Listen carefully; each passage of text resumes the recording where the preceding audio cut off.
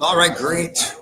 Is it Thursday? Thursday morning, everyone says I'm Scott Jr. with Manufacturing Home Sales Mastery, and with our 15 minutes to mastery we do each and every day to get your day started off with some information, inspiration, motivation, so that you can go out and attack the day. Today we're coming to you live. Is it West? Where? What city are we in? West Baden. So it's not French Lick. It's West Baden here, right? It's a combination of both. Anyway, we're in Indiana. That's where we're at. Somewhere out there, West Baden Springs. It's a great hotel out here, out with the Indiana group from Baird Homes. A whole bunch of great people that are out here. We're about to get started with training over the next couple of days. But, we're going to get started with some information for all of you across the globe, and especially here in the U.S. as we're getting into manufactured home sales, right? So listen, we want to talk about what it takes to succeed. Bob asked me a question earlier this morning on what I felt were some of the factors. And, there was something that came to mind. So it inspired me to come in and talk just about that. Mark Twain wrote, "To succeed in life," and I put in here in business, you need two things: ignorance and confidence. You need ignorance and confidence to succeed in this industry and to be able to perform at a high level, because there's so many people that bring so many different aspects to what we do, and everybody has their own personality, and that's exactly what it's about. You want to have your own personality, but you also want to have the skills to be able to handle the different types of buyers, because not just like every one of the 15 or 18 people that are in here, each one of us has our own personality. We all have our own traits. We all have our own way of speaking. So do your clients. Every one of our customers have their own personality, their own way of speaking, their own needs, desires, their wants. And so it's our job to be able to figure that out and then tailor the right solution to that. But the problem comes when we try to handle everybody the same way, because that's the only thing that we're comfortable with. And when we operate in that manner, and you're trying now to be able to help convince somebody they already want to make the decision. They wouldn't be in front of you if they did not want to buy. That's the first thing you have to understand. They're only coming in because they want to buy or they think they can buy. So it's our job to be able to help move them out of their own way. But the only way we're going to be able to do that and make them feel comfortable with making a decision is by helping break through, build the relationship, build the trust, and then help them make that decision. But if you're thinking that the one approach that you have, your one personality, your one way of dealing with individuals is going to work for everybody, then we're going to struggle. We're not going to sell at the rate that we could. We're not going to help as many families as we can. Your store is never going to become a high volume location, because it's not that people don't want to buy. It's just that we are trying to handle everybody the same way. And I can't speak to Chad the same way I would speak to Kane, depending on whatever I wanted to accomplish. And it's the same thing with each and every one of us out there. I have to understand that buyer and what they are like. And that's why that interview process that you go through is so important, so vital. The biggest mistake I see across the board is when a housing consultant gets a buyer that comes in and in the lobby, they ask them right away, what brings them in? What are they looking for? And automatically that person starts to describe the house, and we grab some keys and we're out the door and we're out trying to show them some houses. And we think that we're going to figure it out there. You see, that is not how people buy nowadays. So Mark Twain talked about ignorance and confidence, right? And I'm here to tell you that ignorance actually leads to confidence, because when you have that ignorance about you, like they say, ignorance is bliss.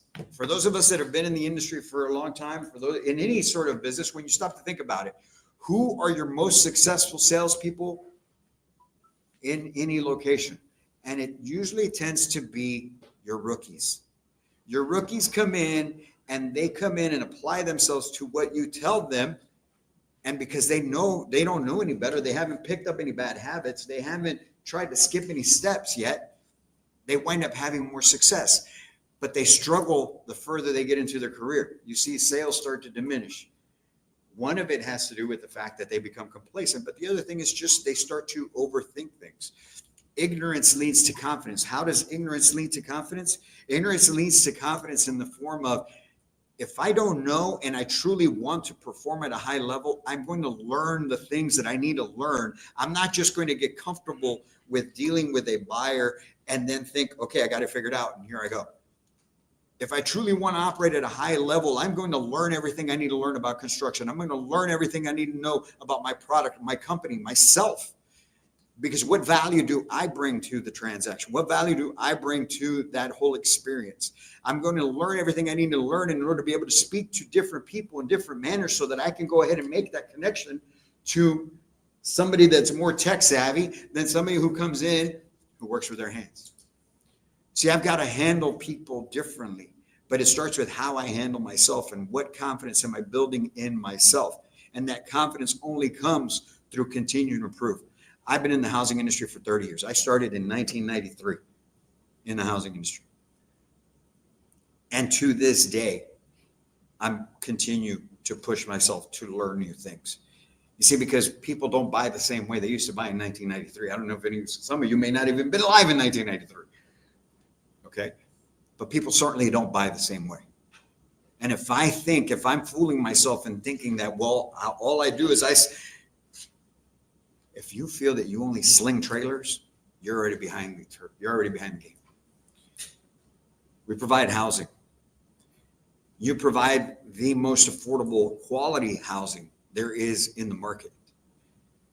So if you don't respect it enough to be able to do it the right way, that's right, Ro, it's not cookie cutter. Then if you don't respect it enough to do it the right way, your buyers are never going to respect it. And then you're always at the race to the bottom. What do I need to do? What's the lowest price I can sell this thing for? As opposed to wanting to build value to show people that exactly what you've got is what they need. You just have to make it fit into their budget. You need to make it fit based on their wants and their needs. And when we do that, we can operate that way. That ignorance you had at the beginning. And I can be at this point in my career at 52 years old, I can still have that ignorance. I have the ignorance when I started this company 2 years ago. I had no idea about funnels and all these other things that have to go. I had to learn that stuff because at the beginning 2 years ago, next month will be, we're already in April, right? So this month is 2 years for us. April of 2023, it was a one-man show, completely a one-man show. I had to do everything from create the courses to create the website, to build the website, build the funnels, do the marketing, do everything. I had to learn those things. We never stop learning. The moment you stop learning, the moment you stop growing, is the moment you start dying. Let's just be real. And I know I'm going to get there at some point in time in my life, but it's not today. At least not right now, and it's not going to be because I'm not trying to move ahead. And we all have a responsibility, whether we own the companies or whether we're part of the company. We all have the responsibility to make sure that that place is thriving to the best of its ability. It's on each and every one of us. We all have that responsibility. I had the commitment to my employers when I was working for these companies, and I certainly have it now as an owner.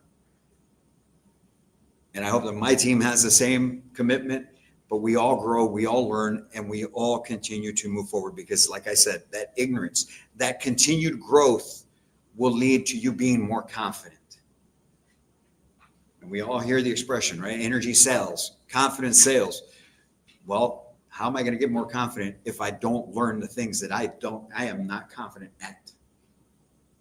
So that's what we've got to get into. So what are the top 5 things we can do? First and foremost, commit to being a true professional. That's the first thing. You have to commit to being a true professional. With that in mind, you don't pick up bad habits from others. I've seen it happen look, I did it. There were things that I tried to change up on certain things that I thought, hey, this guy's saying that's what I should try, or she's doing. And I would pick up that and I would notice that my business started to slow down and I would get rid of it. I'd stop doing whatever I started doing. That slowed me down and got back on track. So don't pick up bad habits from others. Dive headfirst into learning your product, because the more you know about your product, the more confident you're going to be when you're speaking to your buyers. The more value you can build into your product, into your company, into yourself. Because the rates are just as high on our product, if not higher, depending on the type of transaction. So how are you going to influence these people to make the decision they already want to make? Houses are being sold left and right all around us. And if we're missing out on it, it has to do with us, not the product, not the pricing, not the interest rates, because everybody has the same stuff. It's the individual that is dealing with these people. Improve your sales skills daily. Obviously, there's different nuances to what we do. And lastly, understand that you're doing this to help others. What we do is not about us. What we do is about helping that family that is out there. 51% of American households make less than $80,000 a year. At today's rates, that means that they can only afford a $250,000, $260,000 mortgage. That house is not out there. You have it. All of us in this room, all of you across the country have it. You have some sort of product range. You do have the buyers. You do have those families that will buy the $300,000, $400,000, $500,000 home. They can't. And it takes, can you imagine what it takes to just help folks that are in that $100,000 to $200,000 range? Now imagine who you have to be able to help those families that are buying the $300,000 and $400,000 house. They're out there and they're selling them left and right just as well. But we have to commit to improving and growing and being that type of person. And when you can do that and understand you're there to help people, you're there to serve people, not to just, hey, they have to accept how we do things. That's just us. They came here, right? They know what they're getting into. I hear that a lot when I go across the country. I used to hear that with people that I worked with. No, we have to improve to meet them where they're at. And if we can do that, you're going to succeed at a high level. You're going to do so much for yourself, for your family, for your company, for everyone around you. And you'll be the example of who exactly a professional is. So you guys go out there, have a great Thursday. We're about to get started up in here, man, with a great group of Baird Homes from Indiana. You guys go out and kill it today.